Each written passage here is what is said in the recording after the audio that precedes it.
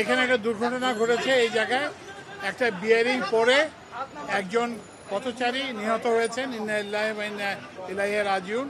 এছাড়াও আরও 2 জন পথচারী আহত হয়েছেন এবং তারা এখন শহীদ সোহরাওয়ার্দী হাসপাতালে আছেন। যারা আহত হয়েছেন তারা চিকিৎসাধীন আছেন এবং যিনি নিহত হয়েছেন তার লাশও সেখানে আছে। এখানে কয়েকটা জিনিস। প্রথম জিনিসটা হচ্ছে যে নিহতের সমস্ত দায় দায়িত্ব আমরা গ্রহণ করব, মেট্রো রেল গ্রহণ করবে। প্রাথমিকভাবে পরিবারকে 5 লক্ষ টাকা সাহায্য দেওয়া হবে, নিহতের পরিবারকে দেওয়া হবে। এরপরে নিহতের পরিবারে যদি কোনো কর্মক্ষম থাকে তাকে মেট্রো রেলে চাকরি দেওয়া হবে। এটা হচ্ছে প্রথম বিষয় সোহরাওয়ার্দী হাসপাতালে। এবং এই যে যারা আহত হয়েছেন তাদেরকে আমি একটু পরে দেখতে যাব এবং তাদের জন্য যে চিকিৎসার জন্য যা কিছু দরকার সেটা আমরা করব। তৃতীয় যে জিনিসটা হচ্ছে যে এই ঘটনাটা কেন ঘটলো সেটার জন্য আমরা একটা তদন্ত কমিটি গঠন করেছি।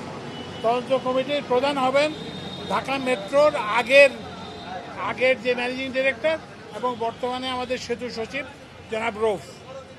এবং এই কমিটিতে বুয়েটের প্রফেসর ABM তৌফিক হাসান, মেকানিক্যাল ইঞ্জিনিয়ার প্রধান অধ্যাপক, উনি থাকবেন। তারপরে MISTর লেফটেন্যান্ট কর্নেল মোহাম্মদ জাহিদুল ইসলাম, উনি অ্যাসোসিয়েট প্রফেসর MIST, উনি থাকবেন। এবং এই প্রকল্পের পরিচালক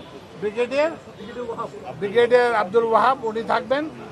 এবং আমাদের এই যে সড়ক মন্ত্রণালয়ের একজন উপসচিব আসফিয়া সুলতানা। এই 5 সদস্যের একটা কমিটি 1 মাসের মধ্যে, 2 সপ্তাহের মধ্যে কমিটি রিপোর্ট দেবে।